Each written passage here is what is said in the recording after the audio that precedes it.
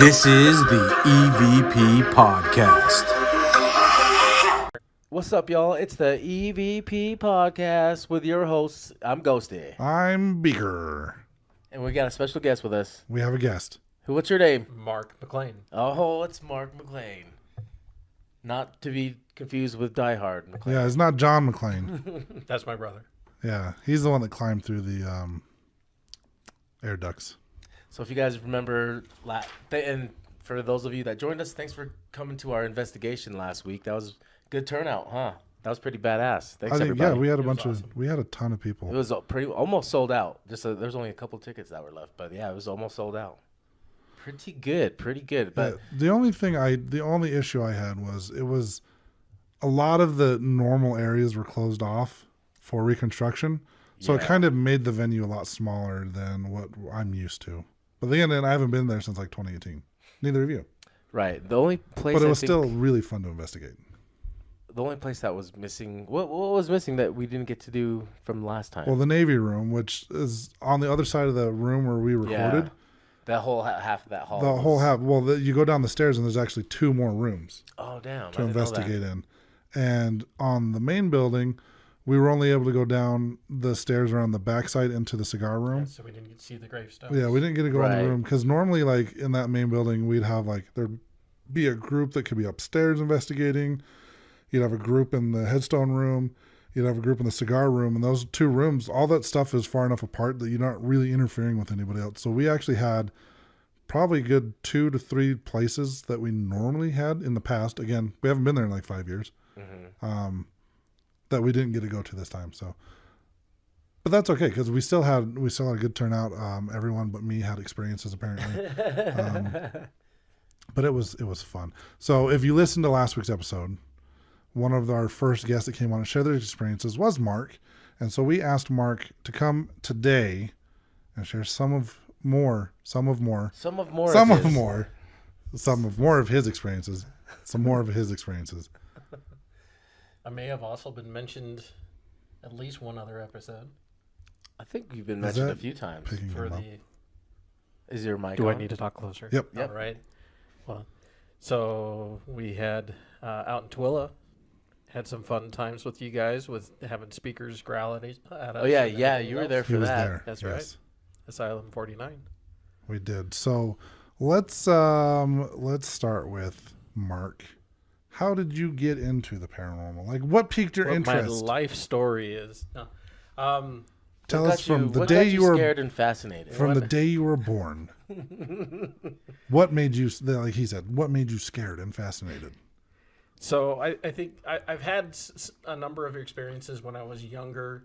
I think the first, what I would consider a paranormal experience that I had was when I was like 6. I had the grandparent of my neighbor across the street. They had died, had a heart attack right there in the front lawn and passed away. Whoa. And I started having this reoccurring dream of me walking down down our street and seeing the grandfather standing there kind of clothed in mist. And then he kind of would stand up and look at me, and he had no eyes. It was all blacked out eyes. And this was a reoccurring dream that happened for like 2 weeks. And it got to the point I told my parents I can't go to sleep. And that's when they kind of taught me kind of the power of prayer. And I had said a prayer with my family, and that was the end of that. And it ended up going away. Oh. But I've had several other experiences. I'm a member of the LDS faith. That I've had experiences inside the LDS temples where I've met people and talked with people and then turned around and they weren't there. Whoa. So some really, really cool, kind of very spiritual experiences there.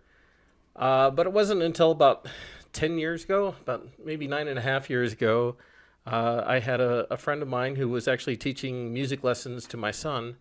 They posted a thing on Facebook, and they had it. They were going out ghost hunting with Ben Hansen, Ben Hansen, sorry, and I mentioned to them it's like Her name was Deanne. She's a founder of the group called Wisps, and I told her, man, I would kill to go on one of those, because I did grow up kind of watching ghost hunters and really kind of love those type of things, and I also loved Fact and Fake with Ben Hansen, and so I was like, man, I'd really love to be involved with one of those type of things. And they're like, well, next time we get something going, we'll let you know. And about 3-4 months later, Deanne came to me, texted me and said, hey, you know what? We're actually putting together a ghost hunting group, and if you want to be a part of it, just let us know. I was like, absolutely. And so that was like 9 years ago. And I was one of the very first members of WISPs, also known as Advanced Paranormal Services. And I started going on ghost hunts with them. We went through a number of different things. And right at the beginning, I have to admit, I was one of those type of people that kind of repelled activity. I honestly went to probably 4 or 5 ghost hunts and had like 0 experiences. Now, my background is engineering. I do product development, and so I took that background, and a lot of the things that what I thought might have been experiences, even my first experience at Asylum 49, I went around and I didn't feel anything. I didn't see anything. I took a couple pictures, and bam, one picture had this awesome looking orb on it. I thought it was the most incredible. I was like, oh, good. Wow. I captured this perfect orb on a photo. And it was like, being the engineering mind, kind of that critical mind, I was like, man, I've heard people talk about these things being like dust and stuff like that. So the first thing I did is I went home that night and went into my garage.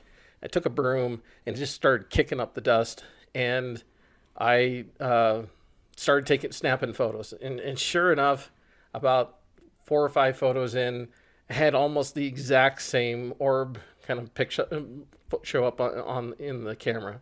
And so I know that I kind of debunked that type of thing. I went through and I tried to debunk a lot of different things and tried to learn and understand what's natural phenomenon, what can happen. And I could try to shy away from a lot of the equipment that I just didn't understand the technology behind. I'm fine with things like I became known for a while as Millimeter Mark. That's true. And part of that was because I did understand, and I at least accepted the kind of the technology behind EMF and electromagnetic fields. And so that was one of my go-to things. And I went through, and I've used several different millimeters or K2 meters. Even got the opportunity, because I'm an engineer, I ended up helping Alpha Labs, a company that makes the tri-field meter. Oh, wow. And I consulted for them for a short period of time and helped them redesign their tri-field meter. And so I designed, awesome. So when you look at the tri-field meter in its current state, all the plastic housings and everything else, that was all designed by me. Oh, awesome. Which was kind of funny on its own right, because they had me design it like 4 different times. And then the first time I designed it, I went off of exactly what the owner wanted. And I brought it in, and the old version, it looked like it was something from out of the 50s or 60s. And I designed it exactly the way he wanted it. And it really only brought it to the 70s, 80s. So it really didn't improve it a whole lot. But it was exactly what the owner loved. He loved it. And then he brought it to everybody else. And they said, this is horrible. And they're like, we got to do this all over again. And so I redesigned it again, working with an industrial designer. And we made this really nice modern version that was definitely 21st century type deal. And we took it back, and everybody else in the company loved it. The owner hated it, and he refused to. He almost pulled the plug on the entire project as a whole. Oh, yeah. So we went through a couple more revisions. Basically, brought that tri-field meter up into the 90s, anyways. And so it's just kind of a cross between. It's not super ultra modern, but we definitely had some things to go. But so if you ever see that, I love seeing it when things like the Skinwalker Ranch show, they buy like 100 of them, and so they're you can see that tri-field meter all over the place. How does the tri-field meter work? So it measures several different frequencies. But the one that used mostly for ghost hunting, and quite honestly, the owner of the company absolutely hates the fact that it gets used for ghost hunting. So, just by the way, yeah, like EMF meters in general, like K2 meters, the tri-field, those things weren't designed for ghost hunting. That's not the original For like purpose. contractors. Yeah, yeah, this is very much for contract work and everything else. But it also is touted to be one of the most sensitive meters available on the industry. But it has a different kind of sensor array on the front that picks up the electromagnetic fields, and which is all measured in Gauss, and it really works quite well. It lights up with a light up screen now, which was huge. The previous version was sort of a needle that you had to shine a light on to see what was going on, type of thing. I'm fully aware. That's how we had to do it with Ben Hansen. Yep, when yep, investigated with him, absolutely, someone shining a flashlight on his tri-field meter to see if it was going off. Yeah. Because again, they weren't designed for ghost hunting. So, anyways, that was one kind of a fun claim to fame to something that I already was trying to use, and so I always have one of those on hand when I go on ghost hunts. And during that time with WISPs, we did a huge number of home investigations, but we also, for a long time, we were the hosts for chunga hunts, and that was I got thrown in on the deep end on one of the first chunga hunts that WISPs hosted. I showed up as kind of one of the WISPs, and I'd probably done maybe 8 ghost hunts myself, and they were like, here's a group, now you're in charge of them, now go around and show them how ghost hunting works. And so I had to learn kind of fast, and fortunately at those times we went to some pretty incredible places with the chunga hunts, and whether it was the county building or the Zions building, the old Zions building downtown. There was a lot of activity in those places, and it was a lot of fun. And within that first year of doing ghost hunting, I met Beaker here. Yep. And which has been a huge amount of fun. I've even put down a huge list of all the experiences I've had, and I looked down through that list. And oh my! There's on like the back. there's a back. Well, now that's There's 4 where This list is like 7 pages long. I started forgetting what I was, all the experiences that I've had. And so I was like, you know what? I got to write these down, at least have some little jot of something to help trigger my memory of those experiences. And I looked down that list, and there is a huge amount that I had with Tim or with Beaker. There's so many of these, yeah. We've been on a ton of investigations together. Yeah. There's been investigations where it hasn't been anyone else on the team. We've probably done at least a dozen where it's just been me and you. Absolutely. And it's when I first met you, I always like looked at you as kind of like, because you are an engineer. That's what they told us. And I always looked at you as like the scientific guy that always kind of try to explain things rationally. And I thought it was really interesting because I was just getting into ghost hunting myself when I joined WISPs. It was probably about 6 months after you guys created the team. And one of the things that I first learned was the flashlights. You always wanted to use the mag lights that had the twist on. You didn't want the buttons.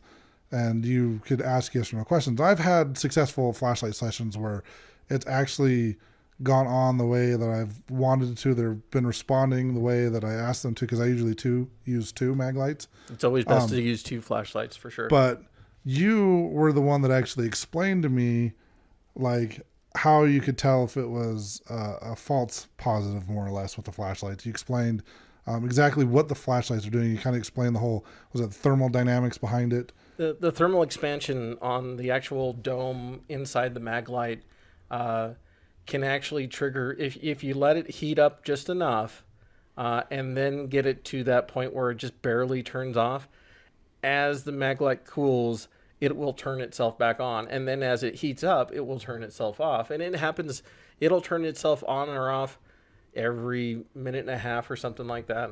So you can actually, and admittedly, I may have done it once or twice as I was doing ghost hunts. I may have turned on my flashlight because there was nothing else going on and made them go on and off. So everybody got excited about it. But giving like out tricks.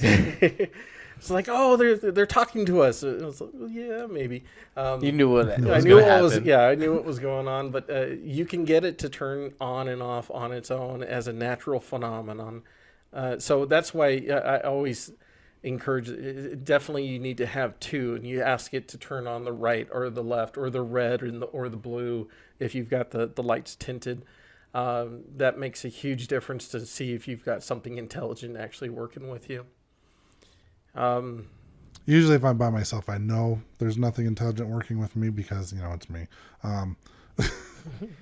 Well, the crazy thing is, I mean, you talked about how I was kind of the rational one, but as the more I did ghost hunts, the more I came to realize that I was actually sensing things in a room. And I started to take pictures and do things where I was like, okay, I think there's something over there.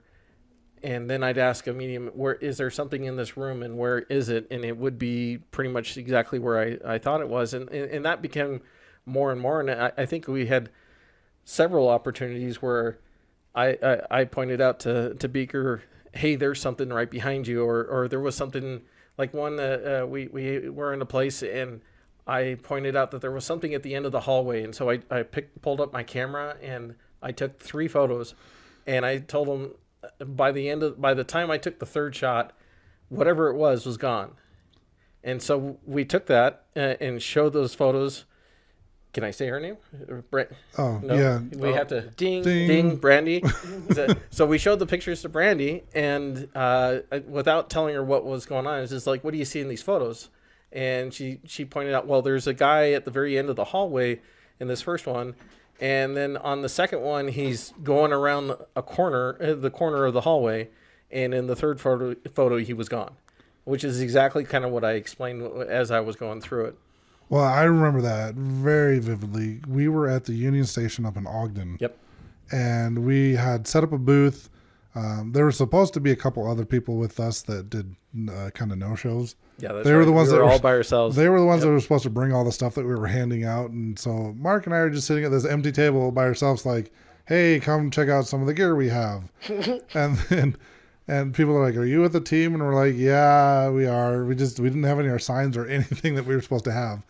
And right behind us was a glass door with the hallway. Whole glass behind us. room, I think. Yeah. So, I mean, and there wasn't, it wasn't somewhere where people could access. It was all locked.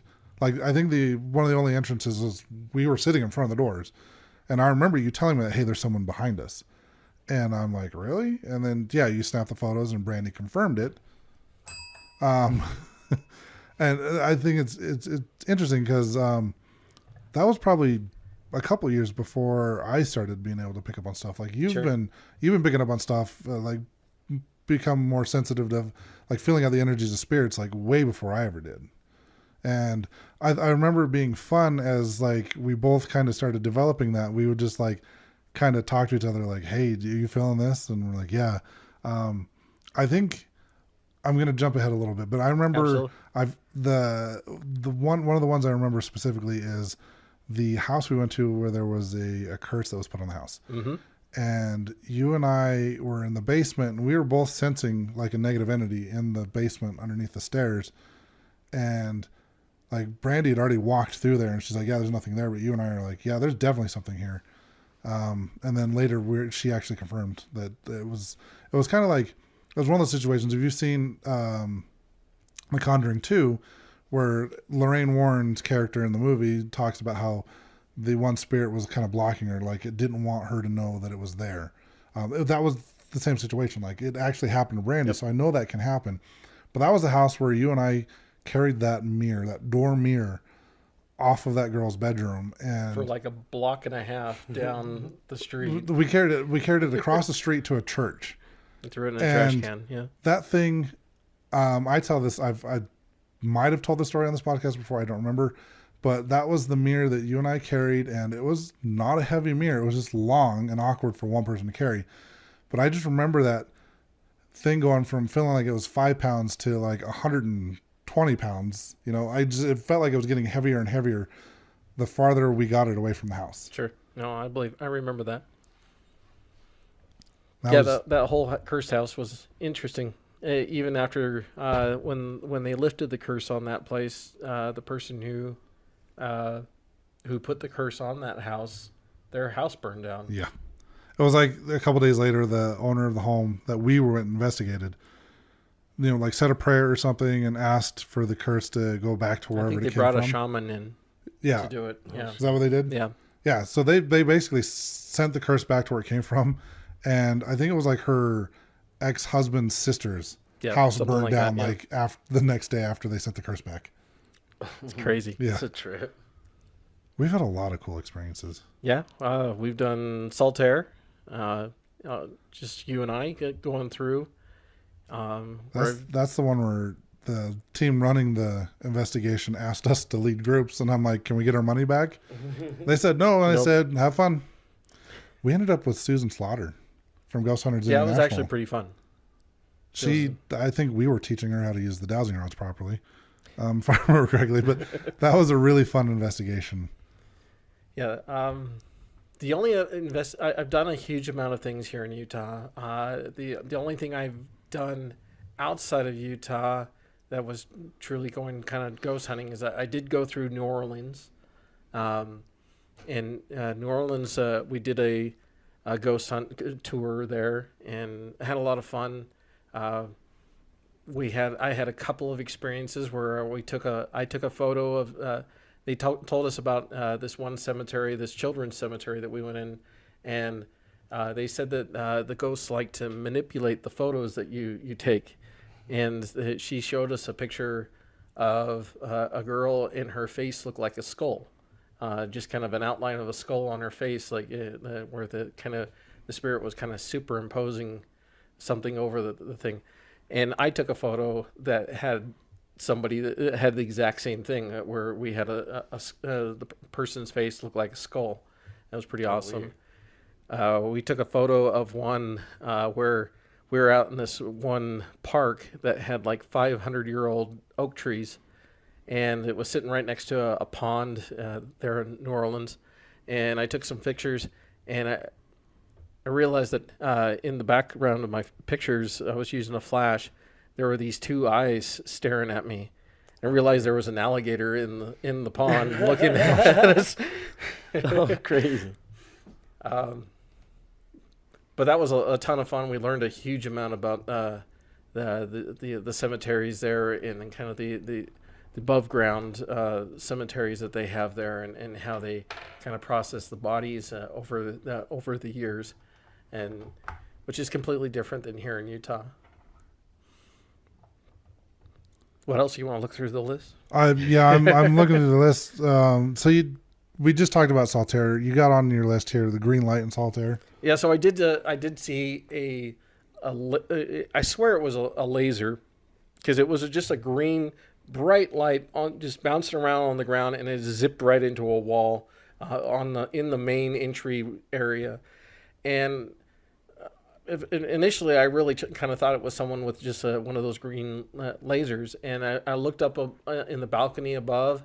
I even yelled up to the balcony above to see if anybody was there and if anybody was using a laser. Nothing. So that was one of the... I've seen a couple of different orbs with the naked eye, and that was definitely kind of the brightest and most colorful orb. I saw a small orb right before the event that at Asylum 49, where in the room that we had the speaker growl back at us. Yeah, that was fun. Yeah, I loved that part. Wasn't there's something that happened like right before I came in the room? Because I believe Ghosty and I went out to get the speaker from his car. So the first thing that happened is when I walked into the room, I thought I saw what felt like an orb across the room. It was more of an open white orb about head height. And I honestly thought it was somebody's flashlight reflecting off of some kind of surface on the wall. And when I went over there, there was nothing on the wall that was reflective. It was all very dull paint. So that was the first thing that happened going into there. And then we sat down, and while you guys were going out to the car, we did the shave and the haircut knocks. We had a lot of K2 activity going through the whole thing, but we did actually get responses to the knocks 2 times in a row, and we captured that on video as well as on audio. And then you guys came in, and we had not only we had the flux and the K2 meters, a number of different devices in the room going off, and it seemed like they were going off. They kept on working closer and closer to us until they made it to your speaker, and then that's the speaker. Like we said on that episode, it wasn't plugged into anything. It was turned on. It was turned on. It was connected to Ghosty's Bluetooth on his phone, but at the time he was actually recording video when the growl happened. So it's not like he was playing something that would have caused it to come through the speaker. No, like he was actually recording unplugged on his phone. So there's no way he could have made it go off. And we're just sitting there. I'm literally holding this speaker that's plugged into my auxiliary cord that is plugged into my hand. So unless my hand started growling, like I was literally just holding the cord in my hand. Like it wasn't plugged into anything. The growl goes off. I think I tried to hand you the speaker. Like, take it. It was like hell, I'm going to take that from you. Oh my gosh. Can we talk the Benson Gristmill incident? We've talked a lot about Benson Gristmill on this Okay. podcast, but I see you've got it on here, a couple things on your list here regarding Benson Gristmill, like the barn and stuff like that. But there's one in particular, I don't know if we've talked about it on the show. If I have, you're going to hear it again. There was one of the potluck nights where you and I and Caden and his wife were standing in the parking lot just bullshitting before we went home. And I don't think, well, I've seen you move this fast before, but you've moved pretty damn fast in this case, where I just remember hearing this loud pop. It sounded like there's like a cell tower nearby with transformers and stuff. I literally thought like one of the transformers blew up. It was right after we had said a prayer. We were on the way out and ready to leave. And next thing I know, like, you're right there, like, holding me, and Caden's right there, like, trying to push energy at me, and I'm just like, what the hell's going on? And I just remember I heard the pop, and I think I remember texting you and Caden like at 2, 3 in the morning after I got home, and I'm like, did you guys hear that popping noise? And No, you did. we hadn't. It was just me. I was the only one that heard it. And I remember you saying that you felt something before all this went down. I definitely, the area got darker. It just all of a sudden there was a negative energy, but I believe I saw you flinch and your face went just ashen white. And I mean, He had a mini stroke. I did. probably. And that's why he is the way he is today. Yeah, there's been a couple occasions where you've had some bad experiences on occasion where I felt like we needed to make sure we took care of Beaker, and because you've been hit pretty bad at the Zions Bank, at Benson Gristmill for sure, down in the basement. I think it's funny because I'm usually like the protector of the group, making sure everyone's okay, and Mark's the one making sure I'm okay. I've got my own guardian. That was one of the nicknames Caden gave me. He's like, "You're the paranormal bodyguard," and I'm like, "Oh, that's cool." I mean, the bodyguard needs a bodyguard sometimes too. So apparently, and Mark's it. So if you see Mark and I together, you know shit's gonna go down. Well, I've had a lot of fun experiences at Benson Gristmill. I think one of the most memorable, though, is the one for me is we were doing one of the Chunga ghost hunts, and I was in what's known as the loom room, and Chunga came in with this huge group that was, I don't know, there must have been like 16 people in that room. It was crowded. And That's not a very big building. It's not a big room, and it was probably super about. crowded. I mean, people can't see on video or the audio, but It's just about see the the one size of a wall. bedroom here. It's not that big. No, it got pretty crowded in there, and I was on the opposite end of the room, kind of the furthest away from the door, and Chunga was closest to the door, and he brought out a spirit box, and it started going through it and making noise, and I don't know if you guys have talked about it before, but sometimes there are spirits that don't like the spirit box. They just they have issues with it, and this is one of the few experiences where I've had a spirit inflict emotion towards it through me, and all I wanted to do was walk over and punch Chunga in the face. And you know how big Chunga is. I mean, I'm not a small guy myself, but walking up to Chunga, that's would take a lot of guts to do that. And I was just angry. I was super mad. And I realized what was going on, and I had to leave the room.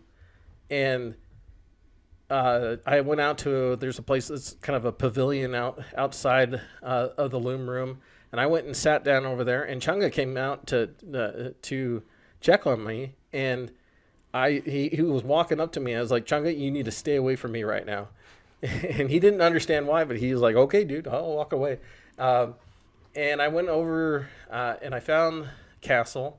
And I was like, you gotta, one, I think I need a blessing, but two, can you take a picture of me and send it to Brandy?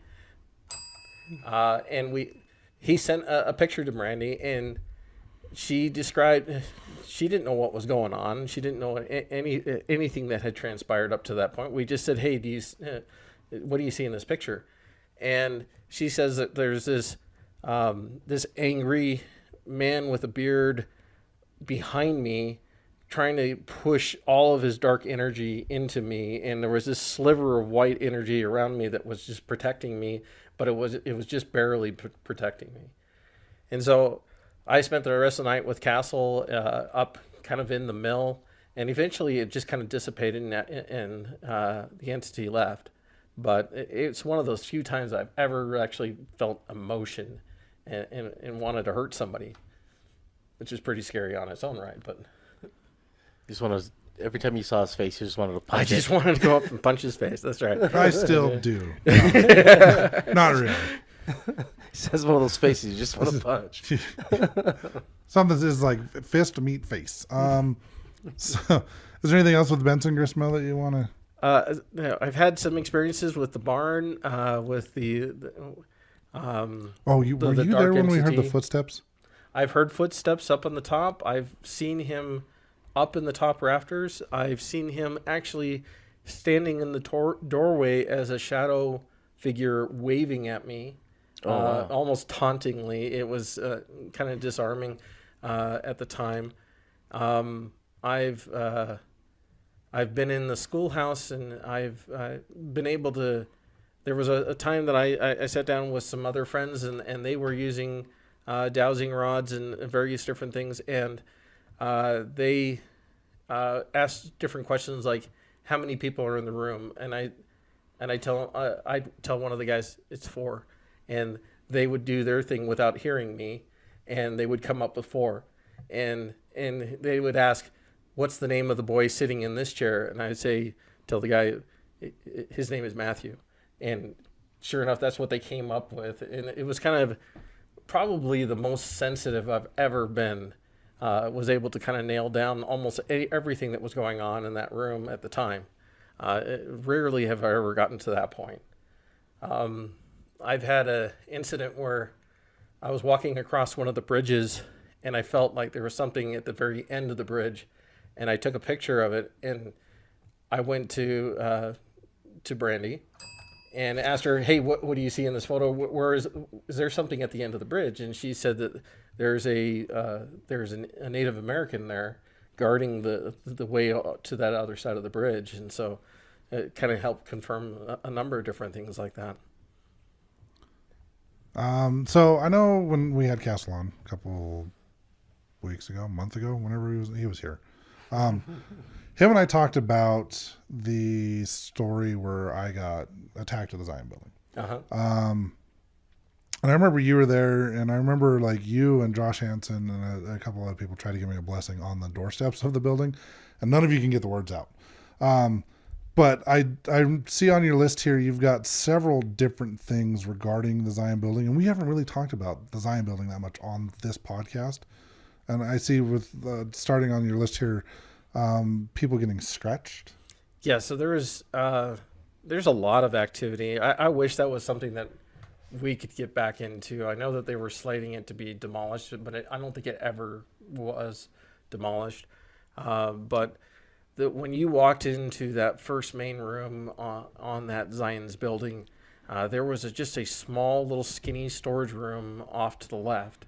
And we had found out early on that there was a man there by the name of Marcus. And Marcus liked to swear a lot. And was caught on EVPs on several different occasions. But if you went into, I probably took 5 or 6 groups on ghost tours through that building. And when I took them into that room, I could tell them, I would tell them right away that, hey, I want you to make sure you always keep your hands on your side, to your sides. You keep them away from scratching yourself or anything like that. But if there are any women in the room, to pay attention to their arms and their shoulders and just tell me if they feel anything. And sure enough, almost every single time, at least one of the women in the room would say, my arms is burning right now. And I was like, okay, you and I walk outside, out of the room right now, and let's check you out. And pretty much every single time, they would have 2 or 3 scratches on that arm, because Marcus just for some reason hated women, and he would do that to them almost every time we went in there. I need to go through my old video and see if I can find, because I have video in that room of Marcus responding on the Echo Vox in German. I remember one of the things, like Lurch has been on the show a couple times. He was learning, or he knew German from his mission, I believe, and he would speak in German to Marcus, and I actually got one of the responses. I guess he asked him if he spoke German, and you hear clearly it says sehr gut, which is very good. Yep. And I have a couple other. These are currently on YouTube on the other team's YouTube channel. I'll see if I can find them on my computer and put them up on EVP's YouTube. I can't guarantee that, but I'll see if I can put them up, because I had several. It was either Spirit Box or Echo Vox in that room with him responding in German. Yeah, my first Class 1 EVP came from that building. There was a room up on the 2nd or 3rd floor called the shoe room. It was the 2nd floor. Yeah, it was the 2nd floor. They used to use this building as storage for costumes. One of the theaters. Yeah, one of the local theaters. So they had a room that was just full of shoes for these plays. Yeah, I was in there, and one of the very first questions out of my mouth was, is there anybody here with us? And I have a very clear, just us response. Oh, wow. And it was pretty awesome. That was my very first kind of Class 1 EVP that I captured. We had a lot of stuff where they did the Spirit Box in one of the bathrooms, and we heard a huge amount about there was actually a suicide by some homeless people in that bathroom, and there was a lot of talk about pain and darkness and confusion going on in that room. We did have a funny occurrence where I had a group that was ghost hunting up in the top floor, which had a whole ton of costumes and everything else, and we were sitting kind of in the middle of the rows and rows of costumes, and everybody heard footsteps, and they were getting closer and closer, and it was actually Castle. Came in from a side door that nobody knew existed at the time, and he kind of snuck in.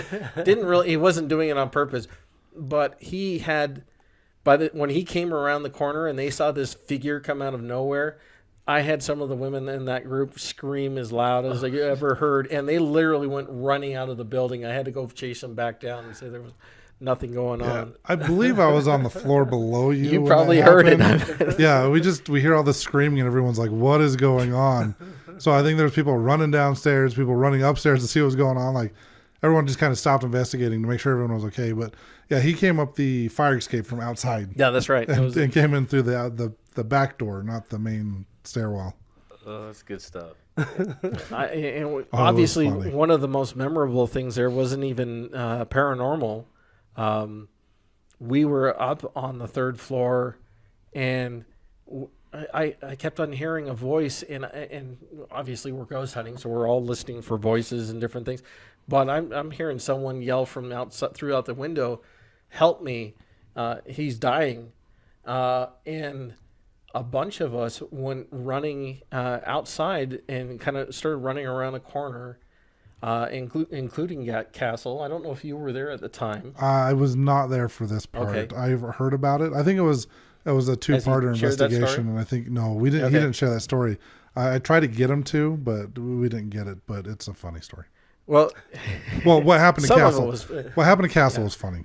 So it's probably 2 a.m, and so it's pretty dark out there, and we're running through a parking lot, and Castle's just, being who he is just all out in a full tilt run to find out what was going on and to help or save this person, and he went just full belt into a chain link or a chain fence. It was just, it's just a single chain going that was from pole to pole about waist high. Oh. And he went full tilt into that thing. And we almost thought he needed to go to the hospital, but Did he face plant or flip? I think it just completely he tacoed right around that thing. It was pretty bad. You should have seen that bruise. He had that for months. Yeah. He didn't eat the grass or anything? No, he didn't. Well, it would have been pavement if he did. I don't Oh. remember. Yeah, we were in a parking lot, and it was just roping off a section of the parking lot to keep cars from coming in. And what had really happened is that some guy and his girlfriend were in a bar, and they were both drunk, and she decided that she was breaking up with him, and he got so upset that he went outside and decided to pick one of the big concrete the planters that were outside in downtown Salt Lake, and decided to start bashing his head into it, trying to kill himself. Oh, my He God. literally tried to kill himself, and he was laying out on the ground. His head was just a bloody mess, and we had to call 911. We had to administer first aid with the guy, and we had several people. And Castle was definitely one of those key players, even though he had almost taken himself out. Still trying to make sure that everything was going well, and I was one of the ones that called 911 and tried to orchestrate getting the ambulance in to where the guy was. But it was a pretty scary event that night, and I know that those stories have been told a number of times in some of the podcasts that Castle's done. Yes. Yes, he has. Half the time he leaves me out of it. Yeah, well, that's just the type of guy he is. So I know I'm just kind of bouncing all over your list here. That's because fine. There's a lot of good stuff on It's here. not in any particular order. I just I've started noticed throwing things because in. like number 7's Zion Building and like number 77 Zion Building. So not really, but it's somewhere in It's there. okay. Yeah. So one of the things I'm looking at. So I had started doing energy work within the last few years, and when I first started getting introduced to crystals, I literally said on the other podcast that crystals only work if you throw them at the spirits and run away. And I've changed my mind since then. Obviously, I've started using crystals with energy work. I know Ghosty does it as well. Yep. His room, you can see crystals all over. You guys can't. I'm not turning the camera. I got rocks everywhere. He's got rocks, and not just They're fancy rocks. yeah, they're fancy. They're shiny. But you've got here on your list like your thoughts on worry beads, crosses, and crystals. So I think one of the other ones, which ties in the first experience I kind of had with crystals, we went and did a investigation at someone's home. I think I was slightly under the weather. I had a cough that just would not. I probably had it for the last week and a half, and you kind of did it kind of a cleansing moment session with me with your crystals, and I swear that cough just disappeared from that night on. I didn't have any problems. So it was my first experience with any kind of healing that comes with crystals.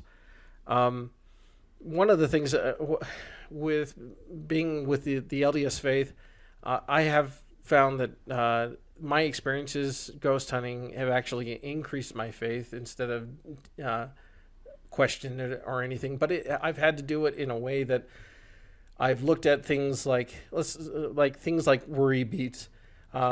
I've seen firsthand where worry beads have actually deterred or kind of pushed off demons, and from someone of a different faith, I had to ask the question of, well, why is that? How can I apply that with my own personal faith and what I understand, and make it sort of the way something that was tangible and I can agree with type of thing. And one of the things I discovered is that when I feel like energy is a tangible thing, that if you can imbue objects with either positive or negative energy, just like our crystals and stones that you guys have. And I think with something like worry beads or someone wearing a cross, if they pray either to it or with it, I think they imbue it with positive energy, and that positive energy can be built up over time, and then that object can be utilized in that fashion, where it actually can be a deterrent. And I also think from a standpoint of, that's also the reason why God does not like you to pray to idols, because I think it has to do with the fact that you're imbuing power into something other than his own creations, and I don't think he likes that. So I can see that. And there were things like that. I had to look at, people were talking about auras, and you can see people that are green or red or yellow, and not something I've ever seen myself. So I've had to kind of question, is this something that's real? And when you see the depictions of God, you always see him kind of clothed in kind of what would be best described as a white aura. And I realized that that's the perfect balance of all colors combined to create white. And so he's got the red and the blue and the green. He has everything in perfect balance, and that's why he can come across as that white balance, white aura. So I found ways to be able to take that and say, you know what, I can understand that. I can accept that to a certain extent and be able to apply that to my own faith. So it's been interesting with that. Oh, sorry if you hear anything. There's people that just got here. I'm hearing voices. Yeah, my daughter just got home. I'm going crazy. So another thing I'd like to talk about, and we might be talking about this on a future episode because we watched a documentary today, Ghosty and I did. I see you have on here, I kind of want to get your thoughts about Ouija boards. Okay. And on your list here, you have Ouija boards and drugs. We straight up say no drugs on an investigation, Yep. or alcohol, which is technically a drug. But energy drinks are gung ho. Yes, sure. You just want to keep your mind clear and focused while you're on an investigation. If you're using drugs, you're opening yourself up for not necessarily possession, but being influenced by things that are negative. In my experiences, because I've actually been on an investigation where I had like a stein of beer right before I went to the investigation. I will never do that again.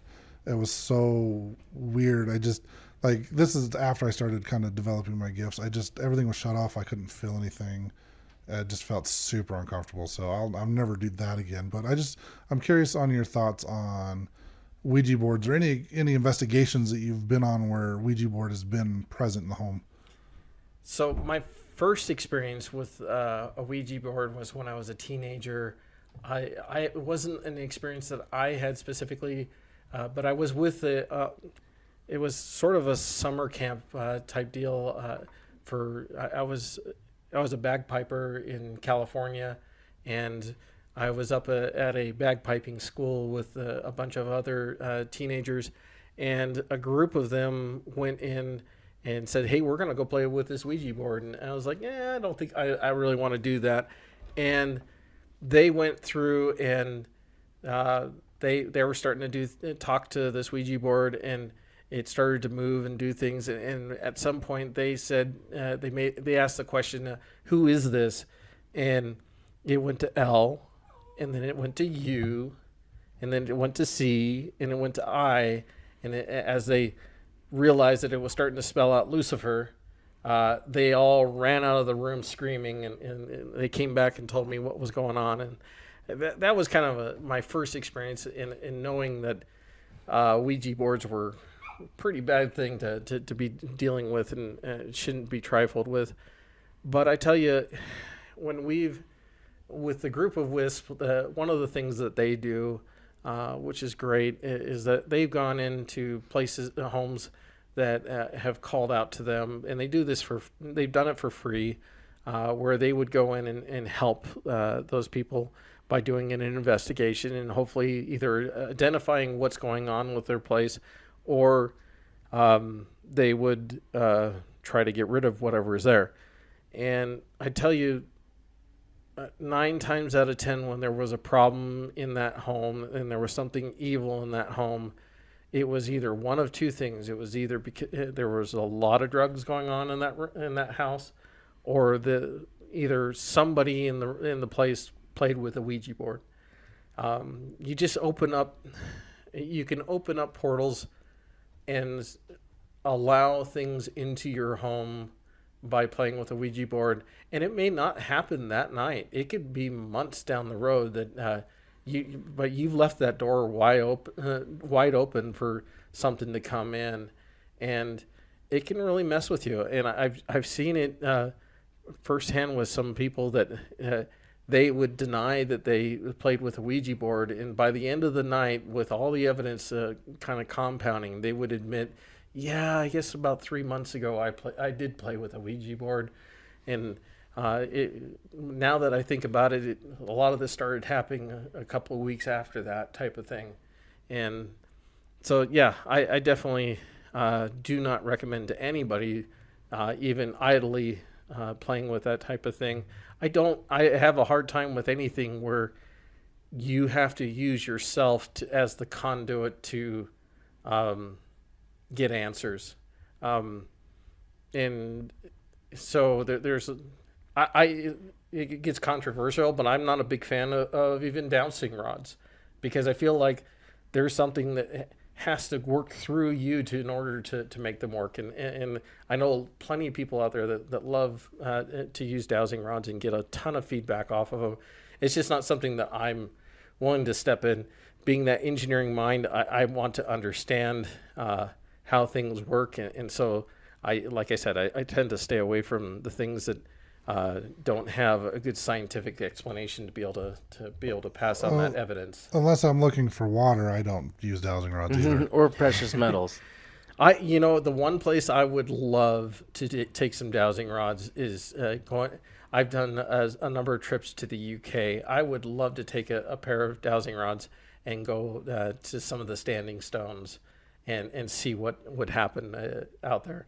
Nothing specifically. I guess it's kind of paranormal, but it's not spiritually inviting. But I just love to see what some of the ley lines and things what they might do out there. That would be cool. So, one of the places on your list, and we haven't really ever talked about it on this show before. Do you have any experiences from off-Broadway theater that you'd like to share? So that was one of the off-Broadway theater is probably one of the best places where I've seen the flashlight technology with 2 flashlights work the best.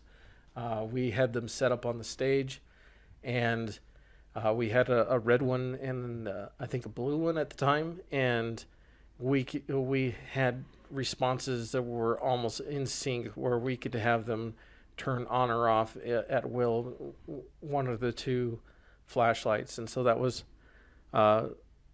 really exciting to see that. We went down into the basement.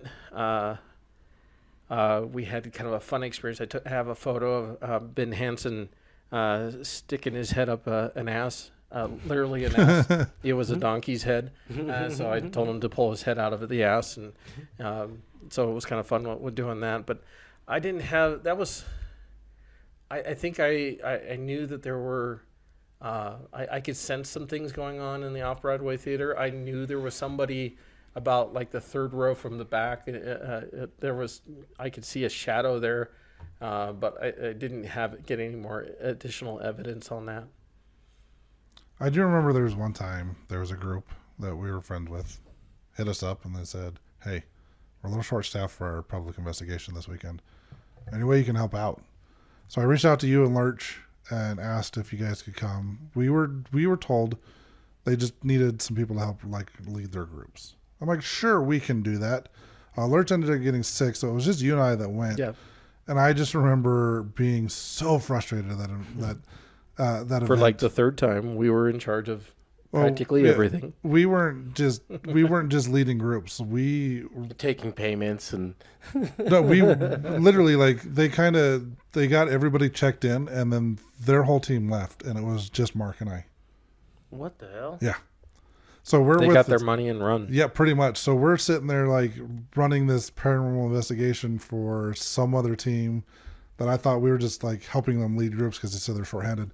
Yeah, they just checked everybody in. We set up the groups and kind of set up the rotations and everything. And it was just like, yeah, I think that was the last time I volunteered to help another group.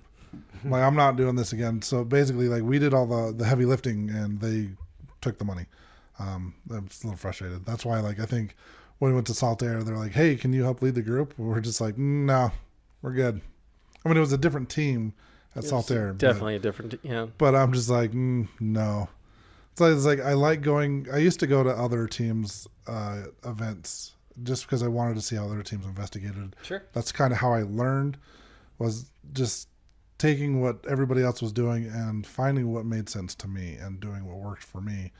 And it got to the point where I kind of became well known. I mean, all of us in West did.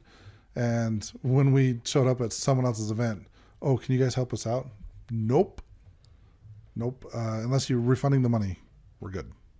Yeah, it's nice when you're the paying customer to be the actual customer. Yeah. And so there's been several times where I've had to go, even on events that you haven't gone on, and they've asked me to be a part of things, and it's just like, really? Or they stick their new members in your group and expect you to train them for them. Yeah, I've had that happen a couple times. If you want me to comment and bring things in, that's awesome. But I'm there just to be a part of the experience as well. And so there's one last story that I want to talk about. I don't know if Castle and I talked about this or if Lurch and I talked about it, but I know when we were at the cigar room, I got you to tell a story that I was wondering if it tripped your kid out at all, because your kid came to the investigation with us last week, and we talked about the story how we were at a residential investigation. Weird stuff just started happening inside the house. We were at a house in Provo. I had my video camera set up down a hallway, and I remember like Brandy went and stood in a doorway to kind of block a spirit's energy. And I looked up at her and I noticed that she didn't look quite right. Like her eyes were just like completely black. you can tell when something takes over with her, and it is a scary thing when it does. This was like one of the first times this happened. So I was trying to move her out of the doorway. It was just kind of tugging on her arm a little bit. Lurch was trying to tug on her. I noticed something. I said something. Lurch started saying something to her. She wasn't responding. So I got to the point where I literally picked her up and carried her. And this is not the first time that I've actually picked her up and carried her away from somewhere. I set her down in the recliner, and I just remember her looking up at me, and her eyes were back to normal, and she just smiled. And she's like, "It's okay. It's me now." And I had most of that on video somewhere. And that one I don't believe I have permission to show that on YouTube anyways. But it was later when we went out to the field behind the house. There was a portal, Brandy told us, and we went out there to go close the portal. And We had to get there first. We had to get there first. We climbed over a fence. It was Some easy of us for- did it better than others. It was easy for two of us, the skinny, in-shape people. The rest of us, like Mark and I, we struggled to get over the fence. Some of us struggled more. Some of us struggled more. Some of us was half naked at the end of the investigation. Yeah, so I caught my pant leg on one of the chain link at the very top of the chain link fences, and as I came down, it completely ripped one of my pant legs in half all the way up to my nether regions. To the point that I actually took my jacket and tied it around my waist like a skirt to kind of keep myself slightly, at least more To hide your shame. I was at least at a level 16 rated type thing. PG-13. PG-13 at that point. What was frustrating is I'm sure for you more than the rest of us is after we got out into the field, we realized there was a big opening into the field that if we just walked around the block, we could have It would have walked been in. just fine. But I just remember we get there. She shows us where the portal is. We all bend down on the ground. We've got our hands on there. She's taught us how to like push our energy into the portal. And we've done this several times before. This was not the first time. No. And But we did learn from this that from then on out, one of us needed to be in contact with her, and that prevented it. If you weren't in contact with her, that there was a potential for something bad to happen. And so as long as someone was touching her as we were pushing out a portal or as a group trying to get rid of an entity that was in a building, even the cursed house that we had, I remember distinctly realizing halfway through one of our prayers that no one was touching Brandy, and I looked up and I could see that something had taken over, and it was scary. But this time, this was before we knew this, and so yeah, we were all down on our knees, kind of trying to push this portal out. And normally when we were done, she would give us like a thumbs up or a thumbs down if it wasn't done. And we're in the middle of doing this, and all of a sudden she just stands up. Yep. And so you, Castle, and Lurch all stood up, and I just stayed on the ground, just like pushing my fingers into the ground as hard as I could, because I'm like, I'm the only one pushing my energy into this right now. And it's not closed yet. She's stood up, and she's not like giving us any indication whether or not it was open or closed. She didn't give us the normal thumbs up or thumbs down. She just stood there. And so I stood up and I looked at her, and I just remember distinctly like this foul sulfur smell coming through the air. And I looked at her and asked her if she was okay. And I remember, I can't remember if it was me or Lurch first, but one of us put our hands on her shoulder and she shrugged us off. And another one of us put our hands on her shoulder and she shrugged us off. And then she started to run.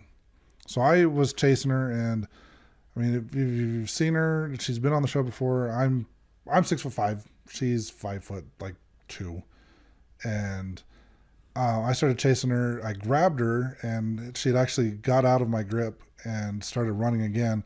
I think Lurch did the same thing. He grabbed her, and she got away from him. And then next thing we all know, here comes Mark with his ripped pants and all, just like full on tackled her to the ground and was like bear hugging her as hard as he could. And it was really hard. I truly thought because her arms that she was struggling, it took every ounce of strength to hold her down. I really truly thought I was breaking ribs. I mean, that was how tight I was holding on to her, trying to keep her from not moving. And I really did think that I was going to injure her at that point in time as she was trying to get away. And then we had Castle came in and was able to say a prayer, a priesthood blessing, and that's when all sorts of crazy things started going on. It was like a marionette, like when he finished. But the I just remember the horses. They were on the other side of a fence in the field. Yeah, just a corral next to it. And there was two horses, and I was worried that these things were going to jump their fence and charge us. Like they were going absolutely crazy.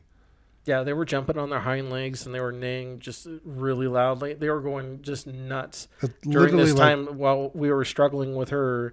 And I don't, honestly, some of it may have been just the whole commotion that we were doing, but there was a certain point in time that I knew that whatever was in her left, and all of a sudden the horses calmed down almost instantaneously at that moment. And so that's when I realized, no, that they're not. It's not because of the commotion that we were doing. It was the energy and just the foulness in the air was affecting them. Yeah, I remember when Castle finished the blessing, it was almost like a marionette had cut her strings because she was fighting the whole time. Like after took all three of us to hold her down. Once I tackled her and I was holding her, it took all three of us to hold her down. While Castle gave the blessing, when he's done, she just went completely limp, and then the horses calmed right down, and that weird like sulfur smell just vanished. It's probably one of the craziest things I've ever experienced, and I'm surprised. I don't think have we talked about that before? Yeah, I remember hearing about that. Well, if we have, you've heard it again. I don't know if it's been on the show though. Well, yeah, you were in the cigar room, I think, when we talked about it the other night.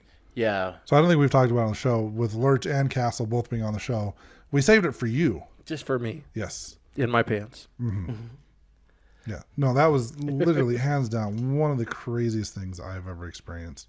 And I wouldn't care to ever do that again. It was not fun. No, it wasn't fun. There's been a couple of occasions where it's actually gotten somewhat dangerous. I would say that ghost hunting, it can be uneventful on occasion, but when you go into some people's homes, there's always a dark entity that's, if they're having bad things going on, they don't want you to be there. And I think when we go and kind of ghost hunt these various places that people do ghost hunting all the time, yeah, some bad things could happen, but I think you're subjecting yourself to something that's truly, this is my domain. This is I've taken over this house type of thing. You're the intruder coming in, and they're not happy about it. It's like kicking out a squatter. Yeah, there was essentially what it is. I mean, basically they've taken up residence somewhere where they're not supposed to, and we're the ones coming in saying it's time to go. I went to one in Tooele. I was there with Lurch and Castle, and this guy had claimed that he had seen cloven hoof prints in the snow outside of his house. And one of the first, I guess there's only been a couple occasions, even I served an LDS mission. There was one time that I walked into a place and taught a man, taught him the gospel, or did what they called the first discussion at the time. The entire time I was thinking to myself, and I told my companion afterwards, the only thing I could think of was I needed to get out of that house. And because I knew that person was possessed with something evil, and we were not welcome there. And we went to this house in Tooele, and we instantly recognized that it wasn't something in the house. It was something in this guy. And this guy was, I don't know, he was like 6'2", completely ripped. We knew that he had weapons and guns and knives in the house, and we went through several stages trying to cast the demon out of him. And I know one point in time this guy was huge, and we were ringing a bell, and he was curled up in fetal position on the floor whimpering because for whatever reason, bells seem to do something. It's not a pleasant noise for demons. But we also gave him a blessing, and during that entire time in that blessing, he admitted that the only thing he wanted to do is rip our throats out. He was so angry at the time, I was thankful that I knew that Castle and Lurch at the time were concealed carrying, and that was one of those times I was grateful that they were, because I truly kind of feared for my life at that point in time. Oh, I straight up asked Lurch if he had his gun on him. I think you and I took. Were you there? You and I took turns. I apologize. You were there. Sorry. I was the one that We didn't say Brandy. That was me. My bad. I was the one that found the gentleman. He went out to smoke, and Okay. you guys started ringing the bell, and I hear him screaming, and I stepped out his front door, and he was in the driveway just screaming, "Make it stop!" But I remember like we took turns standing in between his bedroom door and him because he had those loaded rifles against the wall that weren't in a case or anything. Yeah, And that story is now full circle. We've had all 4 people Tell that story, on that yeah, investigation tell that story, and it's the one that I think you would agree with me on this one. I know Castle and Lurch will as well.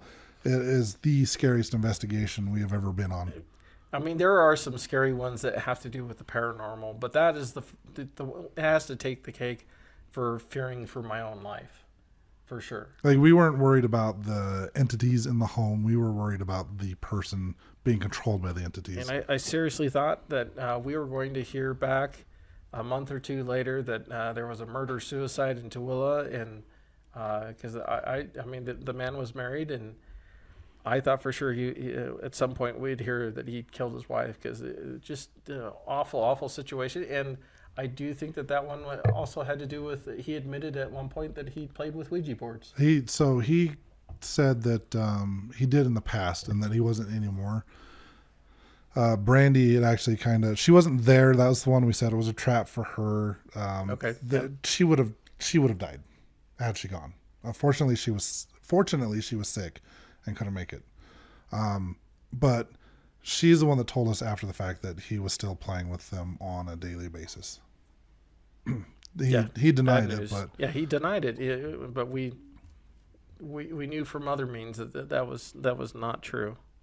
yeah, like I've said before, like Ouija boards can be another tool to communicate with spirits, but I highly recommend not using them for the reason you said earlier. You're allowing something to manipulate your body, and I just don't jive with that. Yeah, letting things into you as well as letting things into your home, that's just a terrible thing to happen. I've only had one experience where I've had something follow me home, and that actually came from the family tree. I think the second time that I went to the family tree, I went through all the necessary steps as we were leaving, saying my prayers and telling everything, you can't follow me home. But when I came home for the next couple of weeks, I just sensed that something was off, something was wrong. And my wife actually started having dreams of this little black boy standing outside of our house yelling to please let me in. And that was another scary moment. And that's where I kind of did a full cleansing of my house, and I kicked every spirit out of my house. I didn't care if it was good or bad. It was like there's nothing going to be living in my house for a while. Everybody's out. And I tell you, It only takes one of you to ruin it. there was a point in time,